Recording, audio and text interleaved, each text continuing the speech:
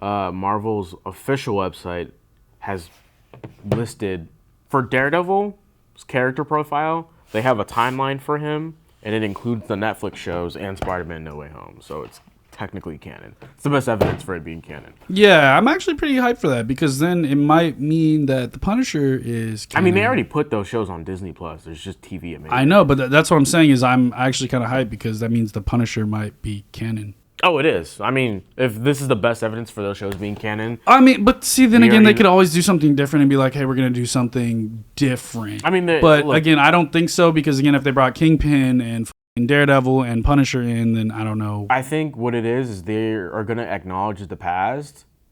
Kingpin is the best example for what they're going to do for these characters. They'll acknowledge the past, his cufflinks, which is a huge part in the show for him. But they're still doing their own thing with those characters. Oh, Kingpin I wouldn't be surprised. Yeah, I wouldn't be surprised. Yeah, Kingpin is more comic booky in Hawkeye than he was in the show, but he's still really powerful and really menacing. And even in the deleted scene that they had for Hawkeye, they shot it like the Netflix show and had him wearing the all black. And then in the show, at Vincent D'Onofrio's request, they had him wearing the comic outfit from Family Business. He seems more stronger than he was, but he still feels he still feels the exact same way as he did in the Netflix show. Yeah. Same with Matt Murdock. He's gonna get a new suit in She-Hulk. He'll probably get a new suit after that. Again, they're probably gonna give him a new suit. The Punisher's gonna have a whole new a whole new look, and I'm actually down for that because I mean before it's just vigilante type, and now it might be like okay, he actually got a fucking suit. But he should. That's probably the. Again, with this TVMA stuff on Disney Plus, he'll probably be one of the only shows that's for sure guaranteed TVMA because that's one of the characters that has to be TVMA. Yeah, that means that Iron Fist is also canon, which was. But they didn't necessarily. Did they buy Iron Fist back? Yeah, they bought Iron Fist back. They didn't buy it back. The rights were always. They own the rights, but I'm saying they had to pay Netflix. Oh yeah. No, it's on Disney Plus. Okay. So that means Finn Jones' Iron Fist is canon. And maybe because he did convince Haley Steinfeld or did help give her advice to be Kate Bishop and Hawkeye, maybe they'll bring him back for a little bit, but I think they're going to focus more so on the other chick that got the Iron Fist powers because everyone loved her character more than they loved Iron Fist, which is horrible. I mean, I like Kate what's her name? Kate Bishop. What's her name? What's her name?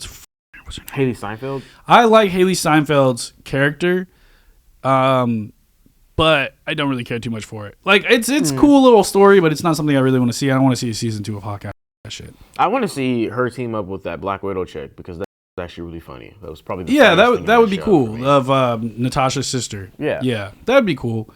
But that probably means we already got Charlie Cox and Vincent D'Onofrio back. We've already talked about John Barnthal coming back. That means the rest of that cast, the Netflix. Yeah, Jessica Jones, Luke Cage, yeah. Which is really exciting. That's good PR for Marvel and Disney. And it also keeps, again, it brings the fans from those shows. Because essentially, if they made a whole new Daredevil, then it's that thing of the new Batman movie. You're going to have to compare it to what everyone knows and loves. Exactly. When you could just bring in. When you can bring it in and just rebrand it under your own thing and be like, yeah, this is where he's going. This is that was one part of his life. Now he's in this part of his life. It's still the same character. Yeah. Yeah, that's something for sure. A lot of audiences are just going to consider it as his arc has changed. Yeah, and they're probably going to just do the snap where they all were disappeared during the snap, which is why you didn't see them in Endgame type shit, if they had to explain the past. I mean, they've addressed it. They addressed it in the... I think the writers addressed it during the filming, during Infinity War's press tour. So if you want to know the reason, you can look it up. They legally were that's not a good thing because those shows can get axed at any moment. And turns out they were within a year axed. So not even a year, within less than that. So at the end of the day, it's nothing but good thing for those fans. It's a good thing for me as a Daredevil fan, for you as a Punisher fan.